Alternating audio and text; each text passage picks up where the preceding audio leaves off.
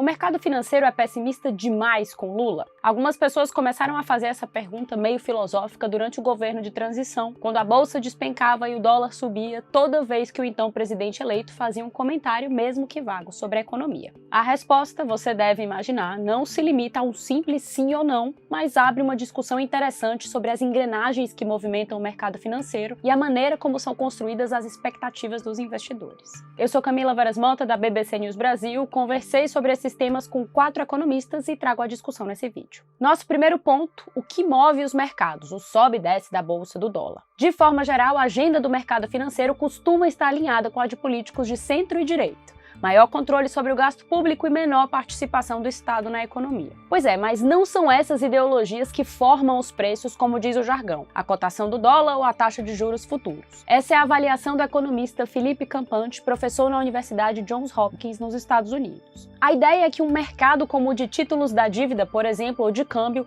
são tão grandes que a decisão de um investidor só não é suficiente para mexer os índices para cima ou para baixo. Esses movimentos são agregados de milhares, milhões de decisões tomadas por pessoas que sim têm seus vieses, mas que operam com o objetivo principal de ganhar dinheiro. Mas aí vem um porém, nosso segundo ponto. Muitas dessas decisões estão baseadas em expectativas que se constroem, por sua vez, sobre previsões para o futuro, sobre o cenário internacional, preço de commodities, inflação, PIB, que levam em consideração uma miríade de fatores e que podem, no fim das contas, estar erradas ou certas. E nesse sentido, olhando especificamente para o Brasil, Robin Brooks, que é economista-chefe do Instituto de Finanças Internacionais, IEF na sigla em inglês, acredita que os brasileiros são sistematicamente mais pessimistas do que a média dos agentes econômicos. No caso específico de Lula, a ideia geral é de que o cenário em que o ex-presidente inicia o terceiro mandato é bastante diferente do que ele encontrou em 2003. Em vez do boom de commodities que permitiu a expansão do gasto social, em 2023 o mundo caminha para uma recessão com inflação alta e preços elevados de combustíveis. Nessa visão, se Lula tentar seguir o mesmo roteiro do passado, a dívida pública pode sair do controle com consequências desastrosas para a economia. Ele diz que consegue entender por que as pessoas se preocupam com isso, mas que para chegar nesse ponto é preciso que muitas situações hipotéticas envolvendo decisões equivocadas do governo se concretizem. Sobre a dívida pública brasileira, que é um dos temas que mais movimenta os mercados e que está na casa dos 75% do PIB, o economista diz que ela é maior do que é observada entre mercados emergentes, mas ainda bastante inferior ao de economias do G10, como o Reino Unido, por exemplo, que chegou a 100% do PIB em 2022. Essa questão do gasto público é um daqueles temas que divide profundamente os economistas. Tem gente que acha que o Brasil tem espaço fiscal para gastar mais, enquanto outros acham que o país já está no limite e que qualquer excesso vai fazer a dívida sair do controle. Para vocês terem uma ideia, o IEF tem previsão de crescimento de 1,8% para o PIB do Brasil em 2023, enquanto outras casas prevêem 0%.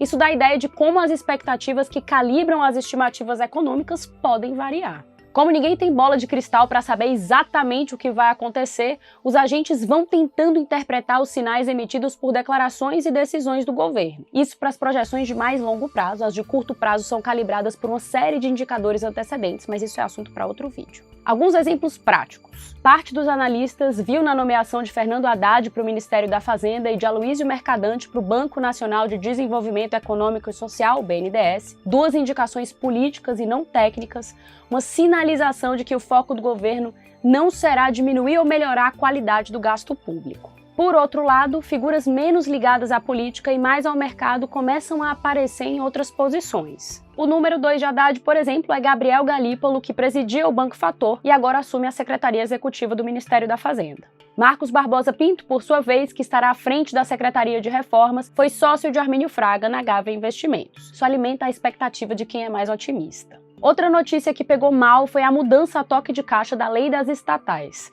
que reduziu de 3 anos para 30 dias o período de quarentena para que políticos e dirigentes partidários possam ocupar cargos em estatais e agências reguladoras, algo que na prática abriu espaço para indicações políticas nessas organizações. Por outro lado, tem economista que acha que o Congresso pode colocar um freio em uma eventual gastança maior do governo, como aconteceu recentemente com a PEC da transição, em que o governo propôs ampliar o teto de gastos em 198 bilhões e o Legislativo aprovou 145 bilhões. Agora que cobrimos esses 2 pontos, vamos à última parte do vídeo. E Bolsonaro? Afinal, o ex-presidente furou o teto de gastos em 795 bilhões no decorrer dos seus 4 anos de mandato. O mercado foi condescendente? Robin Brooks e William Jackson, da Capital Economics, disseram que não e citaram como evidência o mesmo episódio, a alta forte do dólar entre junho e julho de 2021. Para eles, é possível sim ver na trajetória dos preços a deterioração das expectativas do mercado em relação ao governo Bolsonaro. Felipe Campante acrescenta que a reação talvez não tenha sido pior, porque houve uma interpretação de que o aumento dos gastos sociais era uma medida, abre aspas, claramente eleitoreira. Ou seja, na hora em que fosse preciso cortar, a gestão Paulo Guedes sairia cortando tudo radicalmente, como fez em outros momentos. O que, embora não seja algo sustentável do ponto de vista da gestão de políticas públicas, segura o aumento da dívida pública e agrada os investidores. Ele acrescenta que, ainda que as movimentações do mercado se baseiem em premissas que não necessariamente estejam corretas, é importante prestar atenção às informações contidas no sobe e desce dos preços, porque no fim do dia, tudo isso acaba tendo desdobramentos na economia real. A alta do dólar impacta na inflação, que impacta nos juros e assim por diante. Termina, entre várias outras coisas, nos preços no supermercado. É isso, espero que a discussão tenha sido útil, obrigada e até a próxima!